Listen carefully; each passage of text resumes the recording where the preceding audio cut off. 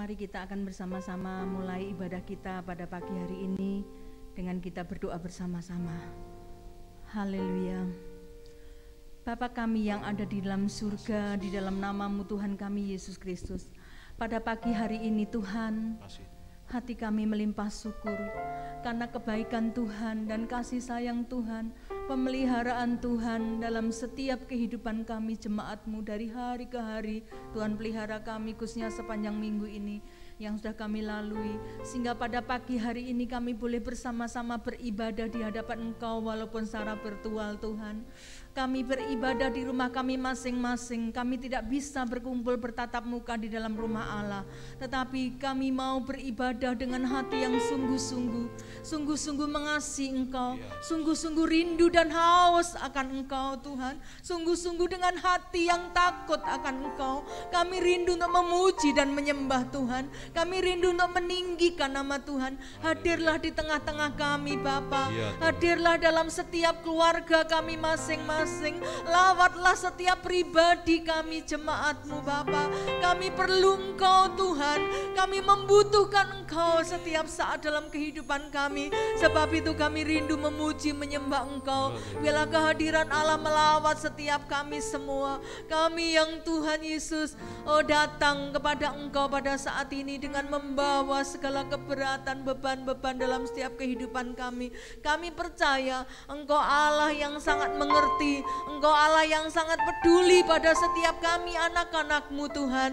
Kami Tuhan yang ada kelemahan-kelemahan, Tuhan kuatkan kami, beri semangat baru. Biarlah roh kami tetap menyala-nyala di dalam kami memuji dan menyembah Tuhan. Tuhan kami juga berdoa bagi jemaat-Mu Tuhan yang mungkin pada saat ini kurang sehat, mungkin pada saat ini yang sakit Tuhan, baik yang di rumah maupun yang di rumah sakit.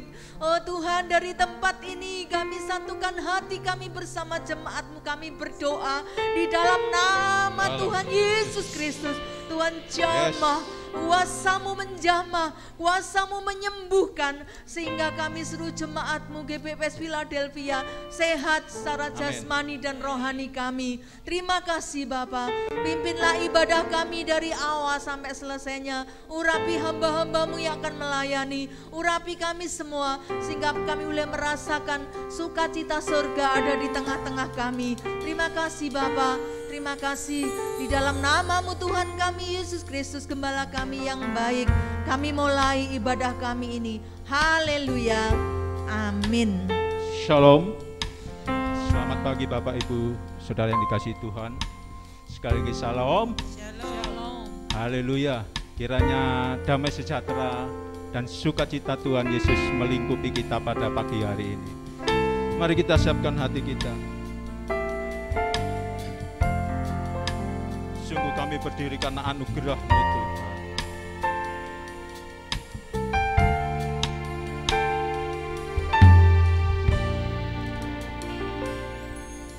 Semua karena anugerah-Mu hari ini ada, bukan karena kuatku, namun karena Roh-Mu. Ku bawa hatiku, penyembahanku, ku semakin berkurang, Yesus semakin bertambah.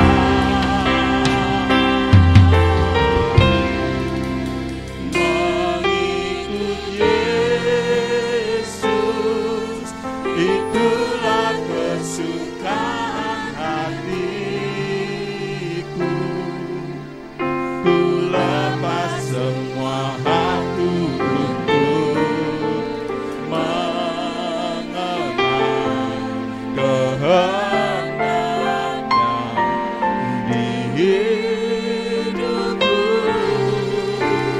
Mengiring Yesus, itulah kekuatan hidupku. Ku yakin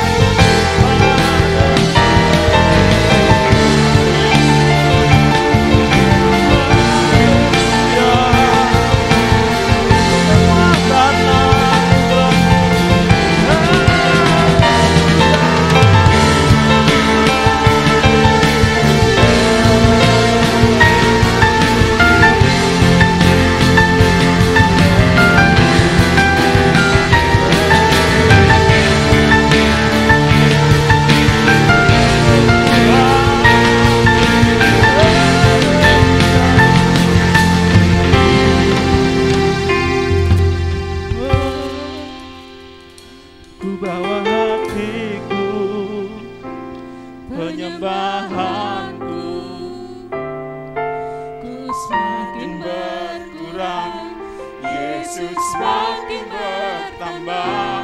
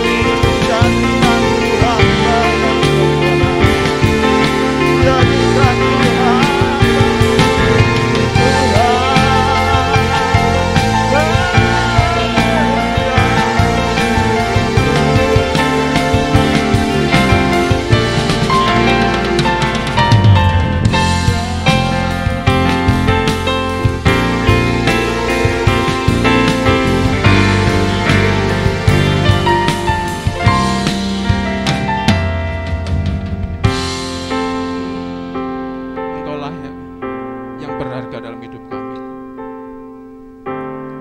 Terima kasih Yesus. Oh Tuhan Yesus, kerinduan hatiku, mutiara tak ternilai harta milikku, keindahan-Mu memudarkan dunia, di mata-Mu Engkau termulia. Oh Tuhan Yesus, kerinduan hatiku, mutiara tak ternilai harta milikku, keindahan-Mu memudarkan dunia, di mata-Mu Engkau termulia.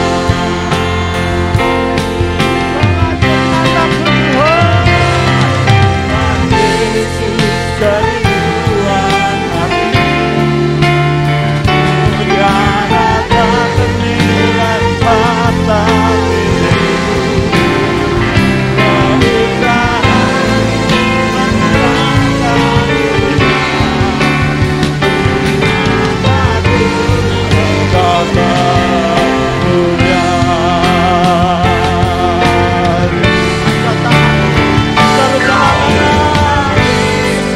Kerinduan hatiku, mutiara tak ternilai harta milikku, keindahan-Mu memudarkan dunia, di mata-Mu Engkau termulia, di mata-Mu Engkau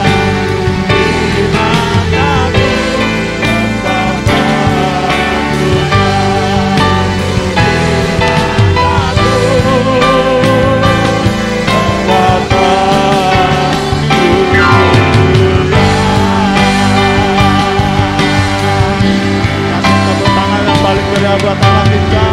Haleluya. Kami siap memuji dan besarkan nama-Mu Tuhan, karena Engkaulah Tuhan yang benar dalam kehidupan kami. Engkaulah kekuatan kami Tuhan Yesus. Engkaulah benteng perisai kami. Haleluya.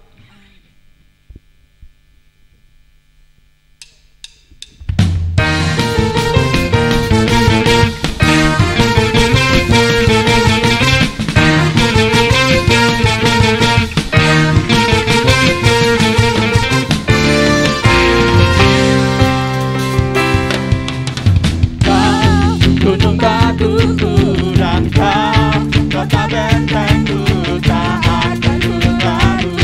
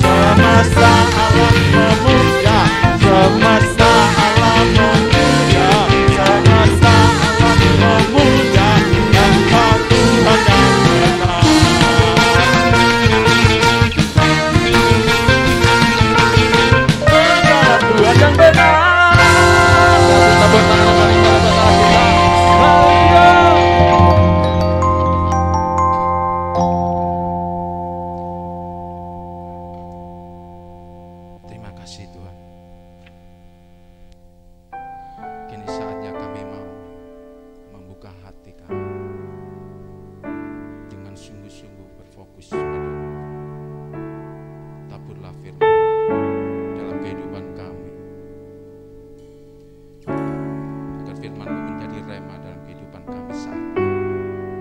Di tengah masa kesukaran ini, hanya firman-Mu lah pelita dalam kehidupan kami, pelita dari kaki kami, kekuatan hidup, penghiburan di masa suka. Engkaulah kekuatan kami. Engkaulah kekuatanku, Engkaulah perlindungan kami, tempat perlindunganku saat badai sekalipun. saat badai menerpa. Aku percaya Aku tak akan ini iman kami, Tuhan. Aku tak akan goyah, sebab Kau sertaku. Sejauh langit dari bumi, sejauh langit dari bumi, begitu besarnya kasih-Mu, penuhi hati kami yang rindu menyembah-Mu, Yesus. Sejauh langit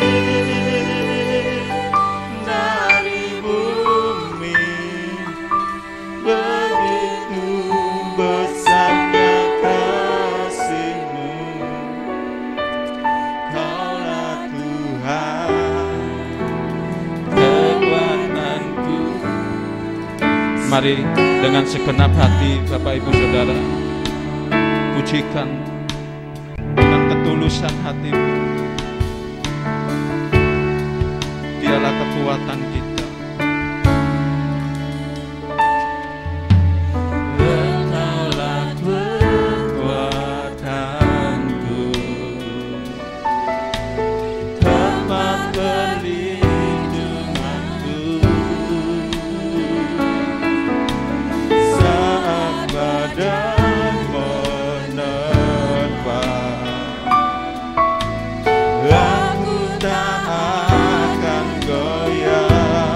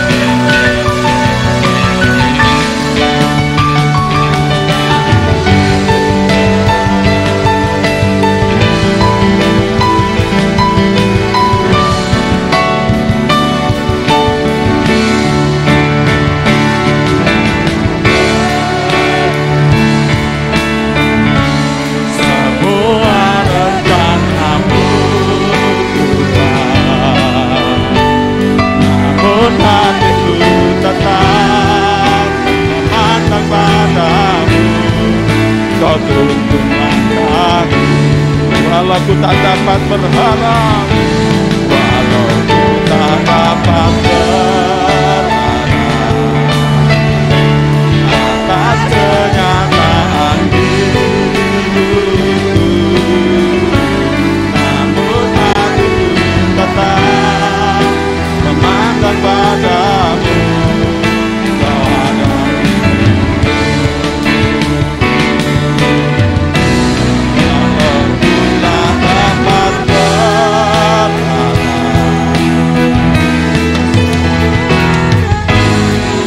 waktu dan tempat kami persilakan.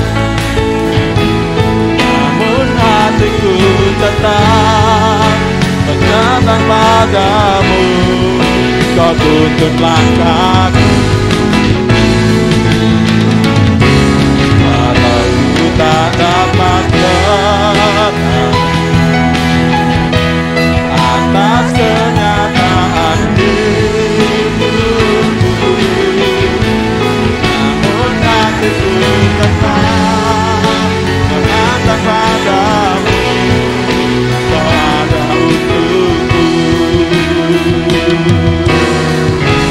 namun hatiku tetap memandang padamu.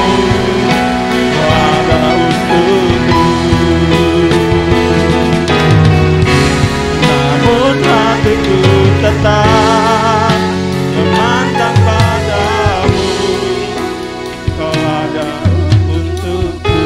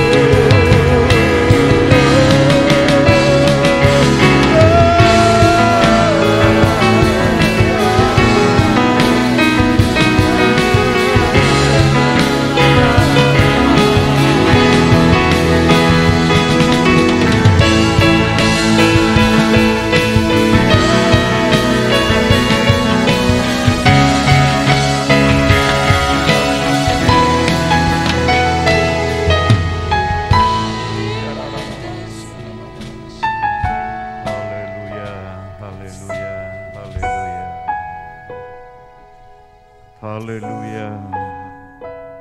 Makasih Yesus. Terpujilah Bapa Allah kami di dalam surga. Dalam nama Yesus Kristus, Juru Selamat kami, Makasih Yesus.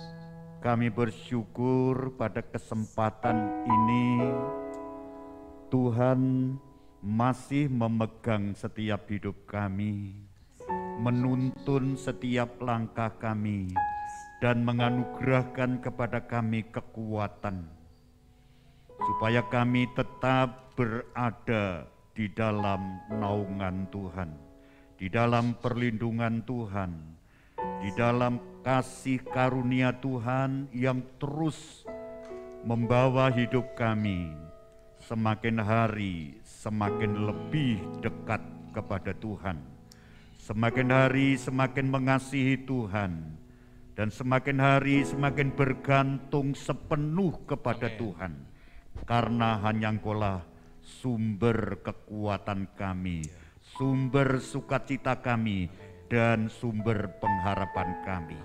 Terima kasih Tuhan, kami bersama seluruh keluarga kami akan duduk diam, duduk bersama di hadapan Tuhan, untuk kami mendengar kebenaran firman-Mu.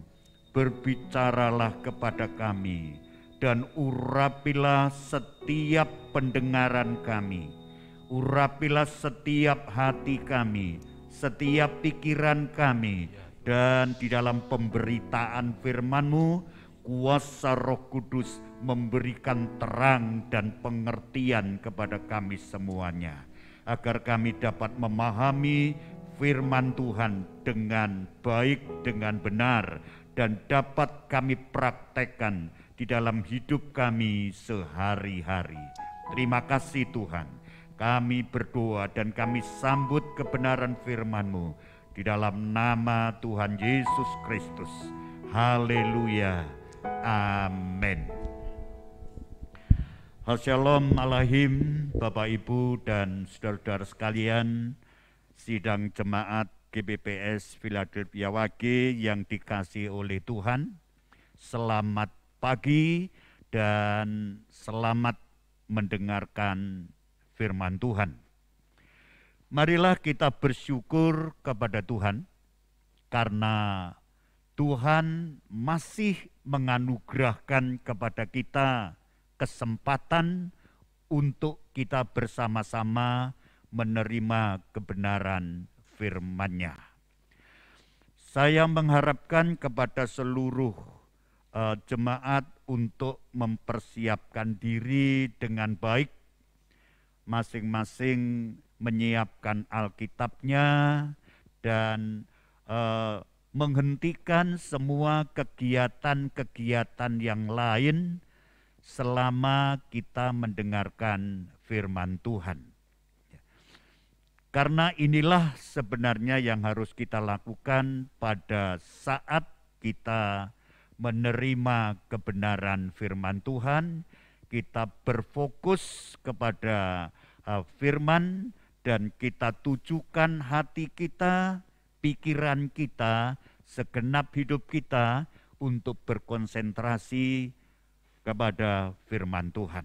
Puji Tuhan, pada kesempatan pagi ini saya akan menyampaikan firman Tuhan yang saya beri tema membangun pondasi kehidupan yang kokoh. Membangun pondasi kehidupan yang kokoh.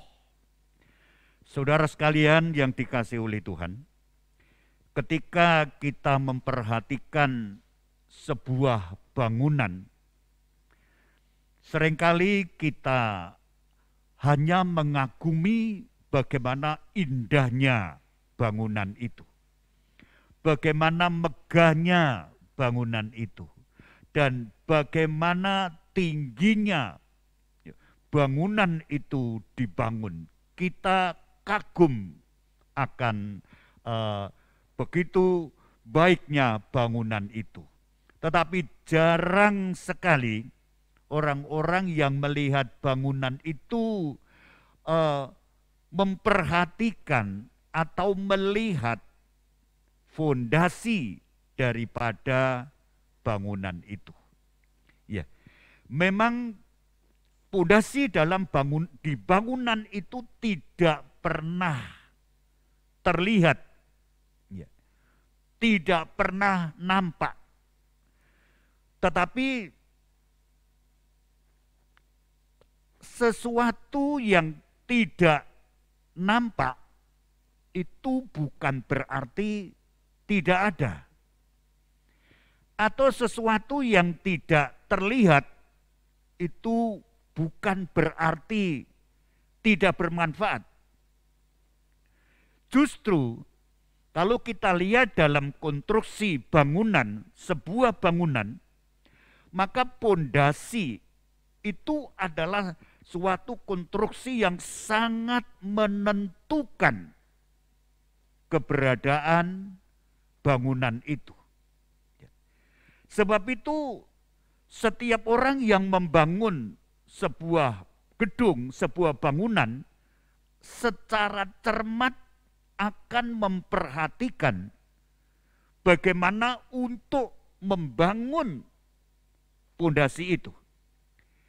Karena pondasi itulah yang akan berfungsi menopang seluruh bangunan yang nampak.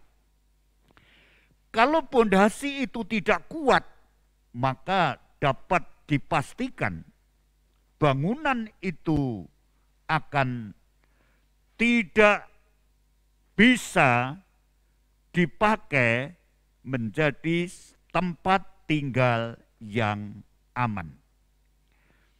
Jadi kita membutuhkan suatu konstruksi bangunan yang kuat, yang kokoh. Sehingga bangunan itu kuat dan tidaknya akan terlihat ketika terjadi goncangan-goncangan. Ketika terjadi banjir, ketika terjadi angin yang keras, kalau bangunan itu tetap kokoh, kuat, dan teguh, maka di sana fondasi itu pasti merupakan fondasi yang sangat kokoh, sangat kuat. Demikian juga dalam kehidupan kita sebagai orang-orang percaya, orang tidak pernah melihat cara hidup kita sehari-hari. Ya. Orang tidak akan pernah tahu bagaimana kehidupan kita sehari-hari. Tetapi orang akan tahu kualitas kehidupan kita, ya, mutu kehidupan kita yang baik, ketika orang melihat kehidupan kita sedang menghadapi banyak masalah, sedang menghadapi banyak cobaan, sedang menghadapi begitu banyak kesulitan-kesulitan, tetapi kita nampak sebagai orang yang tetap kuat, tetap berkemenangan, maka itu tandanya orang yang memiliki pondasi bangunan kehidupan yang kokoh. Puji Tuhan, kita akan membaca lebih dahulu firman Tuhan dari Yesaya pasal yang ke-28. Yesaya pasal 28. Kita akan memperhatikannya pada ayat yang ke-16. Saya bacakan demikian firman Tuhan. Sebab itu beginilah firman Tuhan Allah.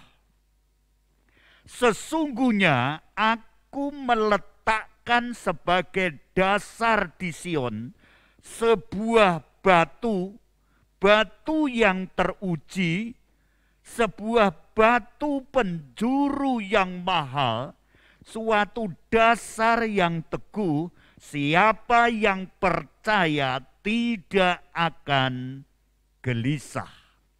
Puji nama Tuhan. Inilah firman Tuhan yang mengatakan Tuhan Allah akan meletakkan sebagai dasar, ya, di Sion sebuah batu, batu yang teruji, batu penjuru yang mahal, dan suatu dasar yang teguh. Ini akan menjamin suatu bangunan itu akan tetap kokoh dan kuat walaupun menghadapi berbagai macam goncangan-goncangan yang ada. Firman Tuhan pada pagi ini saya akan membagi hanya 2 bagian saja. Yang pertama adalah mengajar kebenaran sejak dini itu sama dengan meletakkan pondasi kehidupan yang kokoh. Sekali lagi bagian pertama adalah mengajarkan kebenaran sejak kecil atau sejak dini kepada anak-anak kita, kepada generasi kita, itu sama dengan membangun pondasi yang kokoh. Puji nama Tuhan. Kita akan membaca dari kitab Ulangan pasal yang ke-6. Ulangan pasal yang ke-6. Kita perhatikan mulai pada ayat yang ketiga. Ini terdiri dari beberapa ayat, Ya, perhatikan baik-baik demikian firman Tuhan. Maka dengarlah hai orang Israel, lakukanlah itu dengan setia, supaya baik keadaanmu dan supaya kamu menjadi sangat banyak, seperti yang dijanjikan Tuhan Allah nenek moyangmu kepadamu, suatu negeri yang berlimpah-limpah susu dan madunya. Dengarlah hai orang Israel, Tuhan itu Allah kita, Tuhan itu esa. Kasihilah Tuhan Allahmu dengan segenap hatimu dan dengan segenap jiwamu dan dengan segenap kekuatanmu. Apa yang kuperintahkan kepadamu pada hari ini haruslah engkau perhatikan. Haruslah engkau mengajarkannya berulang-ulang kepada anak-anakmu dan membicarakannya apabila engkau duduk di rumahmu, apabila engkau sedang dalam perjalanan, apabila engkau berbaring, dan apabila engkau bangun. Puji Tuhan. Mengajarkan kebenaran secara dini ya, kepada anak-anak kita itu adalah diibaratkan seperti mendirikan bangunan yang fondasinya begitu sangat kokoh.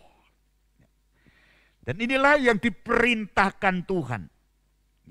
Mengajar kebenaran kepada anak-anak kita, kepada keluarga kita. Hal ini adalah sangat penting.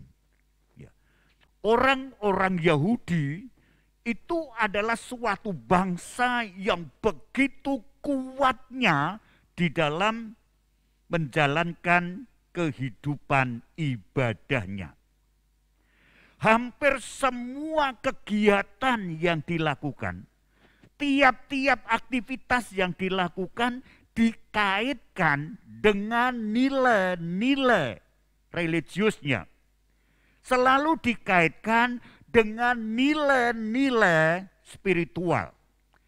Semua hal. Itulah sebabnya orang-orang Yahudi sangat disiplin sekali mengenai ibadah, mengenai menyembah kepada Tuhan adalah hal yang begitu sangat penting dan sangat utama. Tuhan memberikan firman-Nya, memberikan kebenarannya, hukum-hukumnya kepada orang tua Yahudi, orang tua Israel.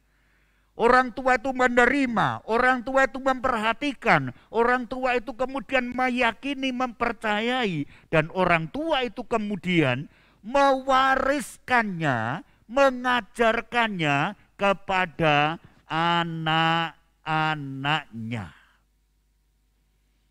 Bahkan dikatakan di sini adalah mengajarkan semua hukum-hukum Tuhan, semua isi kitab suci dalam perjanjian lama, dari hukum Taurat, dari kitab Mazmur, dari kitab nabi-nabi itu diajarkannya sejak kecil.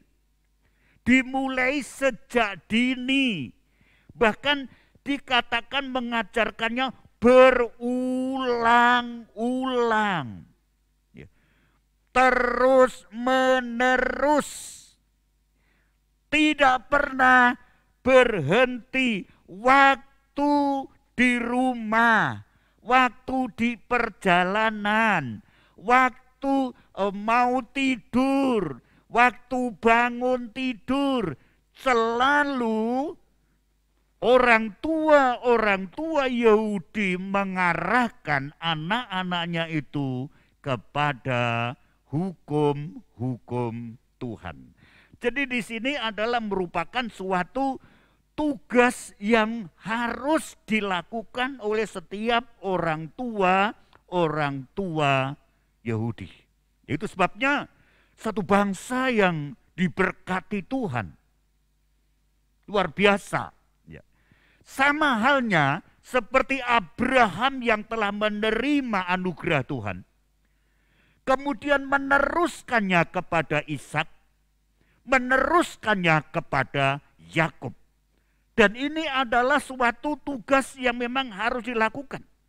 Melakukan tugas-tugas rohani yang terus-menerus diajarkannya kepada anak-anaknya.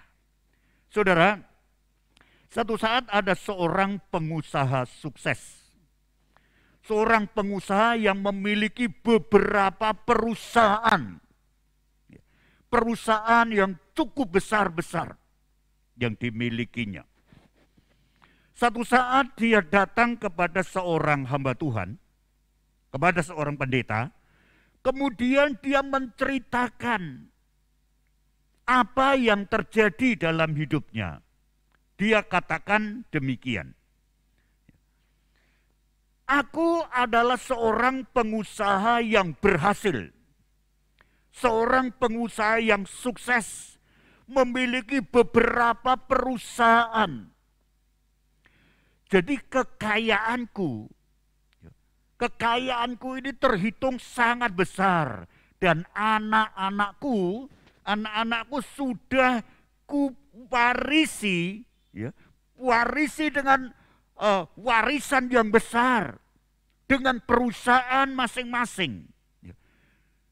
Tetapi saya ini masih memiliki begitu banyak harta. Kalau saya mau hidup seperti sekarang ini, seluruh kekayaan saya makan sampai 7 keturunan tidak akan bisa habis. Namun demikian saya menyesal hidup saya yang sudah tua ini. Hidup saya yang sudah sedemikian tua, saya mengaku sebagai seorang yang sukses secara lahiriah, sukses di dalam bidang-bidang ekonomi, sebab saya pikir semuanya itu yang terpenting adalah ketika satu ekonomi itu mapan, kuat, kaya raya, itu akan membuat hidup ini menjadi tenang. Ternyata tidak. Saya tidak pernah mewariskan hal-hal yang kekal kepada anak-anak saya. Saya tidak pernah mewariskan hal-hal rohani kepada anak-anak saya.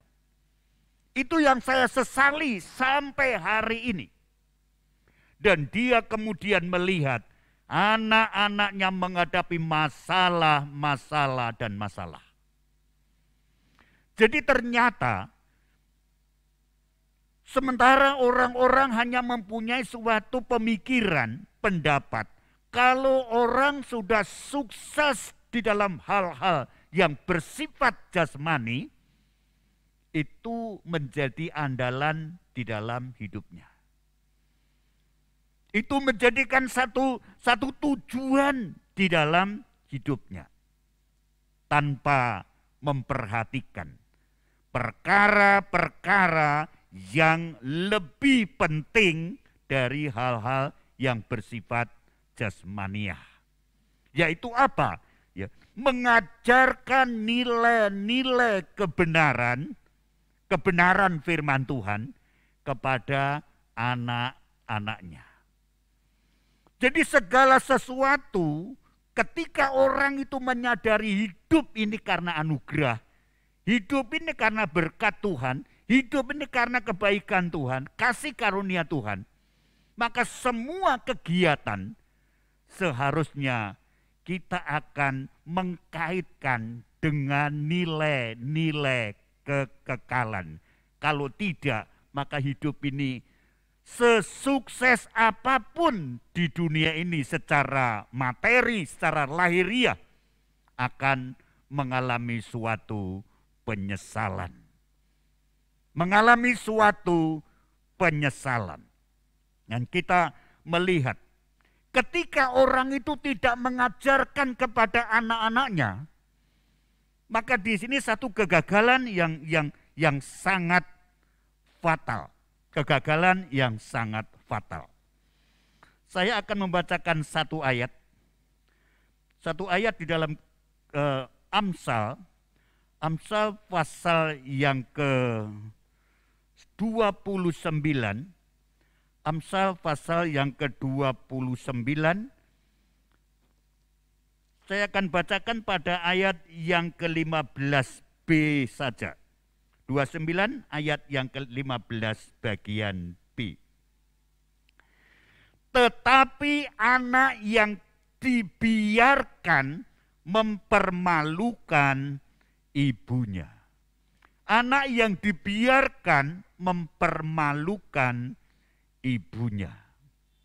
Saya berikan satu contoh adalah Raja Daud sendiri. Kita mengetahui Raja Daud adalah seorang raja yang sangat sukses. Ya. Dari gembala menjadi seorang raja besar. Raja Daud adalah seorang pahlawan yang begitu luar biasa. Kemenangan demi kemenangan telah diraihnya. Raja Daud adalah seorang raja yang sangat disegani oleh musuh-musuhnya. Tetapi tidak hanya itu saja. Raja Daud adalah orang yang begitu sangat mengasihi Tuhan sejak dari masa mudanya, ya, sampai pada masa tuanya, orang yang mengasihi Tuhan. Dan kita mengetahui bagaimana ketaatan Raja Daud, bagaimana kasihnya Raja Daud, bagaimana imannya Raja Daud kepada Tuhan. Sukses di bidang pemerintahannya, sukses di dalam hubungannya dengan Tuhan, sukses dalam mentaati hukum-hukum Tuhan. Tetapi salah satu kegagalan yang dimiliki oleh Daud adalah tidak mengajar kebenaran sebagai pondasi yang kuat kepada anak-anaknya. Itu kegagalan Raja Daud. Daud orang yang mencintai Tuhan. Daud orang yang mengerti dan menerima anugerah Tuhan. Daud orang yang begitu berserah sepenuh, berharap penuh kepada Tuhan. Tetapi dia gagal untuk membimbing anak-anaknya di dalam kebenaran. Dan kita tahu akibatnya sangat fatal. Firman tadi mengatakan, jelas dikatakan dalam bagian B 15 Amsal pasal 29-15 tadi, anak yang dibiarkan mempermalukan ibunya. Kita lihat bagaimana keadaan anak-anak Daud. Luar biasa, mengerikan sekali. Benar-benar mencoreng muka kehormatan orang tuanya. Anak kandung memperkosa saudara kandungnya. Itu yang dilakukan Amnon terhadap Tamar. Anak kandung kemudian dibunuhnya sendiri saudaranya. Ini saudara kandung. Anak kandung memberontak kepada ayahnya, itu Adonia. Kita juga melihat yang lain, tidak hanya Adonia. Absalom juga memberontak kepada orang tuanya. Bukankah ini satu keadaan yang begitu kacau luar biasa? Ya. Anak-anak dari pribadi yang begitu sangat sukses secara lahiriah, sukses secara rohani, tetapi gagal untuk mendidik anak-anaknya. Satu-satunya didikan sudah hampir terlambat. Kepada Salomo, Daud sudah masa tua hampir mati, baru mengingatkan kepada Salomo untuk taat kepada Tuhan, untuk melakukan kewajibannya terhadap Tuhan, untuk setia kepada Tuhan. Sudah terlambat. Dan kita tahu memang Salomo pada awalnya orang yang begitu semangat untuk Tuhan. Tetapi pada masa tuanya juga gugur semangat rohaninya dan berpaling menyembah kepada berhala. Orang yang begitu luar biasa Daud. Tetapi dia gagal untuk mendidik anak-anaknya di dalam kebenaran. Mengapa? Pondasi yang kuat itu adalah membangun hidup di dalam kebenaran. Ketika kita orang-orang tua satu saat nanti, kita menghadapi panggilan Tuhan. Warisan apa yang kita berikan kepada anak-anak kita? Apakah kita mengkaitkan warisan itu warisan yang hanya bersifat jasmani saja? Itu adalah hal yang sangat fana.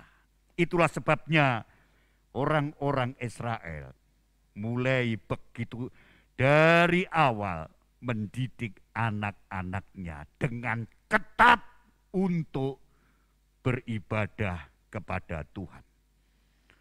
Tuhanlah yang senantiasa menjadi suatu tujuan dalam kehidupan umat pilihan Tuhan itu. Kita melihat begitu banyak orang-orang yang begitu mempersiapkan anak-anaknya untuk meraih keberhasilan di masa hidupnya di dunia ini.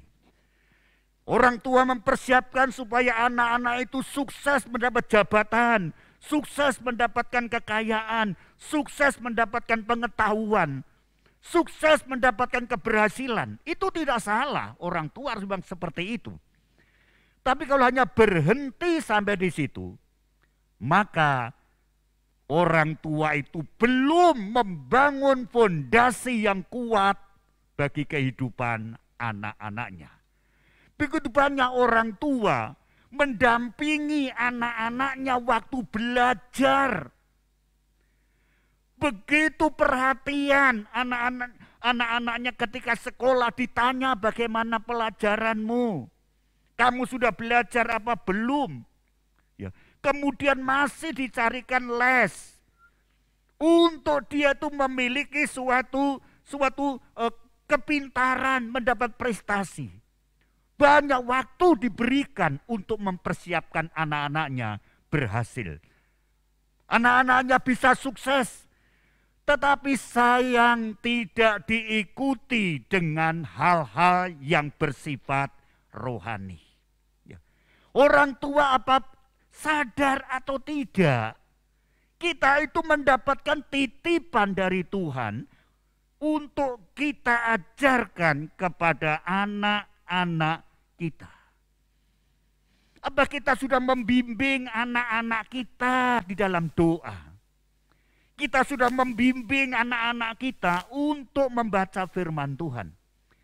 Kita sudah membimbing, menasihati anak-anak dengan sungguh-sungguh untuk mentaati ajaran firman Tuhan.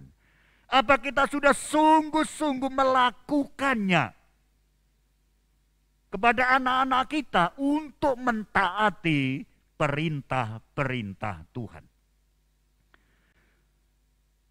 Kita bersyukur kalau hal ini sudah kita lakukan.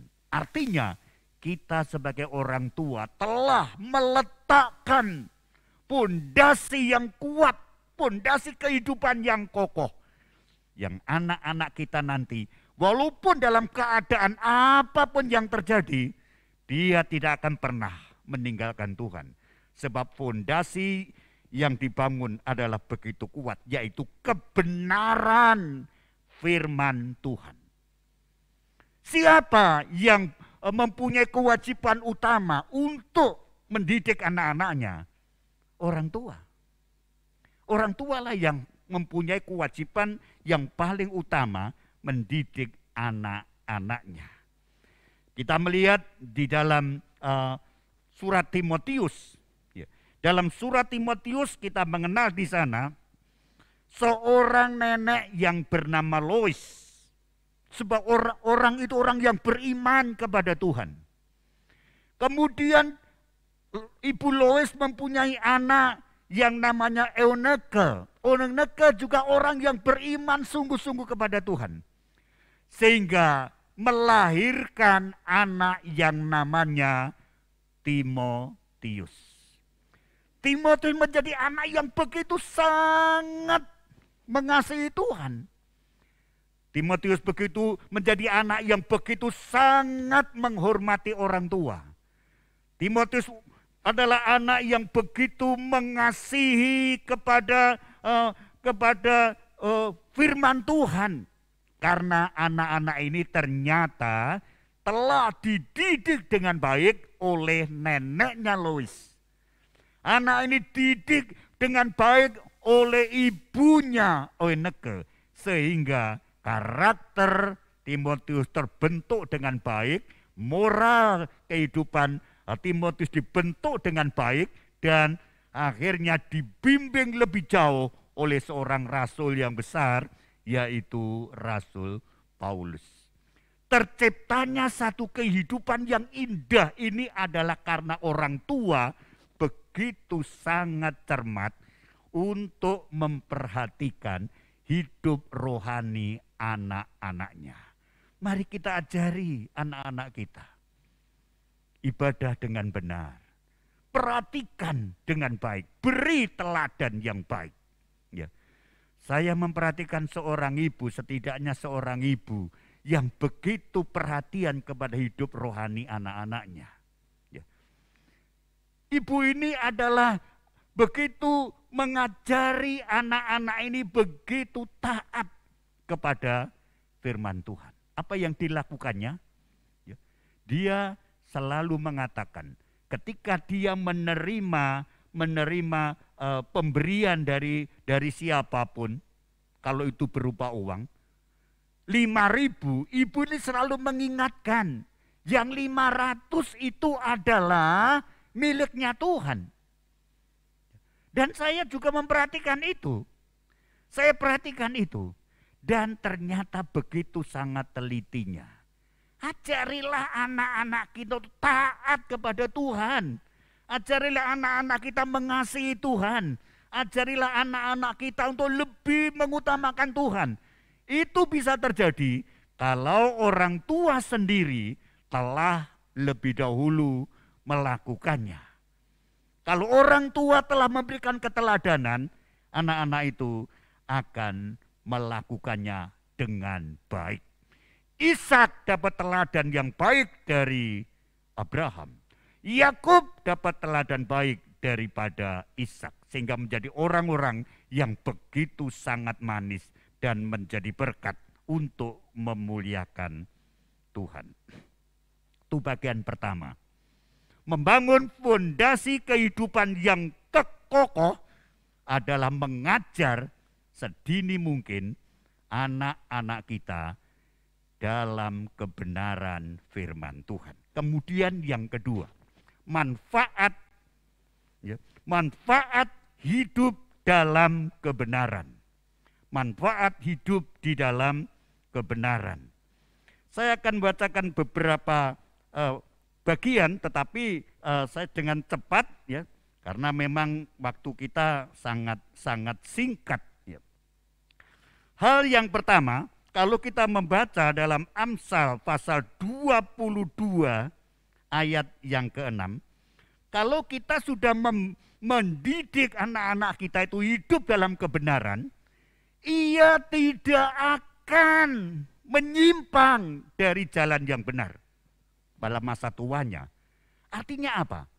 Disinilah fondasi itu akan menopang. Walaupun satu saat anak itu mengalami kelemahan, anak itu juga kadang-kadang tidak sejalan dengan ajaran firman Tuhan.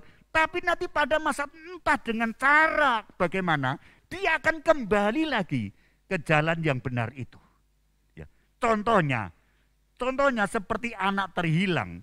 Dia bisa meninggalkan orang tuanya, pisah kepada orang tuanya. Tapi dia satu saat menghadapi kesulitan dan dia kembali kepada orang tuanya. Karena di sana ada fondasi yang kuat. Akhirnya kembali lagi kepada orang tuanya. Orang yang hidup di dalam kebenaran, kata Mazmur 37 ayat 25, Daud mengatakan, tidak pernah aku melihat orang benar itu ditinggalkan Tuhan dan anak cucunya meminta-minta roti. Bagaimana indahnya kalau kita hidup dalam kebenaran ini, hidup kita terpelihara, diberkati, dicukupi, dan terus memperoleh suatu penggembalaan dari Tuhan. Itu dalam Mazmur 37 ayat 25. Kemudian Yesaya pasal 32 ayat 17 dikatakan di sana. Di mana ada kebenaran, di situ akan tumbuh damai sejahtera. Betapa indahnya. Ya. Kalau hidup dalam kebenaran, kita mengalami damai sejahtera, mengalami ketenangan, mengalami ketentraman. Itu karena fondasinya kebenaran firman Tuhan. Ya, fondasinya kebenaran firman Tuhan. Kemudian yang terakhir, ya, manfaat hidup di dalam kebenaran yang merupakan fondasi yang sangat kokoh itu, ya, ia akan diselamatkan. Bahkan hidup di dalam keselamatan. Akan saya bacakan sekali lagi. Ya. Saya bacakan dalam Matius pasal yang ke-7. Matius pasal yang ke-7. Demikian pada ayat yang ke-24 dan 25. Tetapi setiap orang yang mendengar perkataanku ini dan melakukannya, ia sama dengan orang yang bijaksana yang mendirikan rumahnya di atas batu. Kemudian turunlah hujan dan datanglah banjir, lalu angin melanda rumah itu, tetapi rumah itu tidak rubuh sebab didirikan di atas batu. Puji Tuhan. Akhirnya orang yang hidup dalam kebenaran terpelihara keselamatannya, keteguhannya, kekokohannya. Karena apa? Fondasinya adalah firman Tuhan. Mari kita lakukan tugas kita sebagai orang tua, mendidik anak-anak kita dalam kebenaran. Mari kita bawa itu dengan sungguh-sungguh. Dan saya percaya anak-anak kita punya harapan, punya masa depan, dan menjadi orang-orang yang kuat dalam menghadapi segala hal. Haleluya. Tuhan memberkati kita semuanya. Mari kita akan duduk kepala, datang kepada Tuhan. Kami bersyukur ya Bapa untuk kebenaran firman-Mu pada pagi hari ini. Terima kasih Tuhan, karena kami tahu hidup di dalam dunia ini kami dihadapkan begitu banyak tantangan-tantangan, masalah-masalah, kesulitan-kesulitan. Tuhan, kami tidak mungkin bisa bertahan ketika kami dengan kekuatan sendiri kami andalkan. Tapi kami bersyukur kebenaran firman-Mu merupakan fondasi untuk menopang setiap kehidupan kami, sehingga kami semua kuat di dalam menghadapi segala hal. Karena kami punya pijakan yang kuat, yaitu kebenaran firman-Mu, yaitu pribadinya Tuhan Yesus sebagai batu penjuru yang kokoh. Terima kasih Tuhan, meteraikan kebenaran firman-Mu dalam setiap hidup kami. Memberkati semua jemaat yang telah menerima firman-Mu ini. Tuhan, lindungi semua jemaat, khususnya jemaat Philadelphia Wadi. Anugerahkanlah kekuatan, anugerahkanlah kesehatan, anugerahkan semangat rohani yang tidak pernah kendor. Hamba berdoa Tuhan untuk anak-anak-Mu yang sekarang masih dalam keadaan sakit. Tuhan, hamba berdoa dalam nama Tuhan Yesus, tangan menjamah mereka, tangan menyembuhkan mereka, memulihkan kesehatannya. karena bilur-bilur Tuhan telah mengangkut semua sakit penyakitnya. Terpujilah nama Tuhan. Terima kasih. Terima kasih Tuhan. Berikan tetap semangat dalam hidup rohani kami. Saudaraku yang dikasihi oleh Tuhan, sekarang terimalah berkat, anugerah, damai sejahtera dalam persekutuan Bapa, Putra, dan Roh Kudus, dalam nama Tuhan Yesus Kristus. Tuhan beri-Immanuel bagi kami sekalian hari ini sampai selama-lamanya. Di dalam nama Tuhan Yesus Kristus kami telah berdoa. Haleluya. Amin. Tuhan memberkati kita semuanya. Amin.